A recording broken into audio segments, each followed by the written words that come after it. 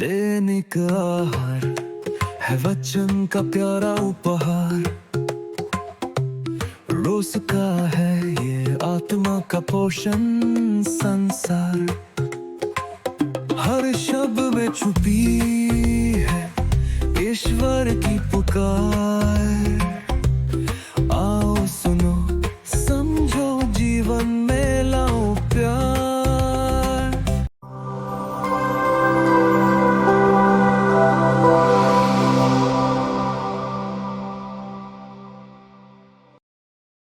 प्रिय दोस्तों, हमारे जीवन में समय समय पर प्रलोभन आते रहते हैं।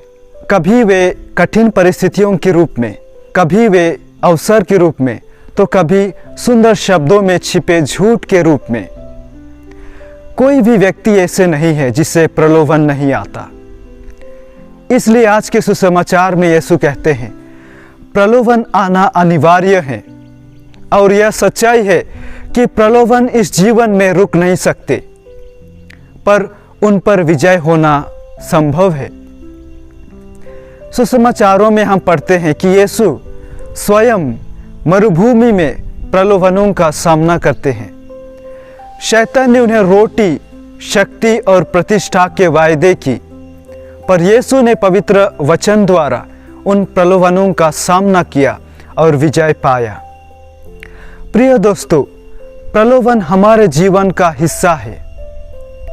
संत अगुस्तीन हमें सिखाते हैं कि प्रलोभन हमारे जीवन का शिक्षक है।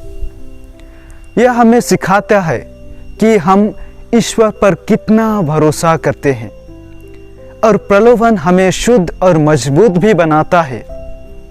प्रिय दोस्तों, आज प्रलोभन केवल शरीर और पैसों का नहीं है, बल्कि इंटरनेट पर, सोशल मीडिया पर विभिन्न रूप में आते हैं। एक दूसरे के साथ तुलना करना, झूठी पहचान बनाना इत्यादि में भी प्रलोभन आते रहते हैं। परंतु जो व्यक्ति ईश्वर का वचन पढ़ता है और उनके अनुसार जीवन जीता है, वही व्यक्ति हर प्रलोभन में स्थिर रहता है और नीचे गिरता नहीं। आगे यीशु हमें कहते हैं कि हाय उस व्यक्ति पर जिसके द्वारा वह आता है। प्रिय दोस्तों, एक व्यक्ति का गलत आचरण, गलत उदाहरण और गलत व्यवहार कई लोगों के लिए ठोकर बन सकता है। समुदाय में जीते समय हम न केवल अपने लिए जीते हैं, बल्कि दूसरों की आस्था के लिए भी जिम्मेदार हैं, क्योंकि हमारे हर कर्म, हर शब्द का असर दूसरों पर पड़ता है। इसका उदाहरण हम शमूएल का दूसरा ग्रंथ में राजा दाऊद के बारे में पढ़ते हैं। उसकी एक गलती ने न केवल उसके जीवन को, बल्कि उसके पूरे परिवार को और राष्ट्र को भी प्रभावित किया। इस प्रकार एक नेता के गिरने से कई लोग गिरते हैं। संत यूहन्ना पौलुस द्वितीय हमें सिखाते हैं कि हमारे कर्म चाहे छोटे क्यों ना हो, पर वे किसी के लिए मार्गदर्शन या ठोकर बन सकता है। इसलिए मसीही होना केवल बुराई से बचना नहीं, बल्कि दूसरों के लिए आदर्श भी बनना है। आजकल लोग दूसरों को नकारात्मक शब्द के द्वारा, अपमान के द्वारा गिराने में लगे हैं, उन्हें गिराने के लिए कारण बनते हैं।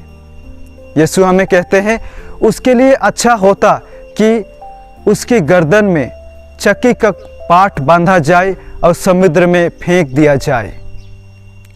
प्रिय दोस्तों, इस कठोर वचन के द्वारा यीशु हमें बताना चाहते हैं कि हर एक व्यक्ति ईश्वर के लिए कितना मूल्यवान है।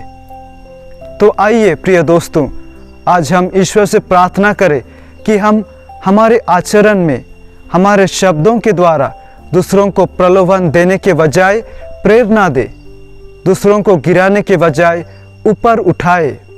इन सभी कृपाओं के लिए हम ईश्वर से प्रार्थना करें। आमीन।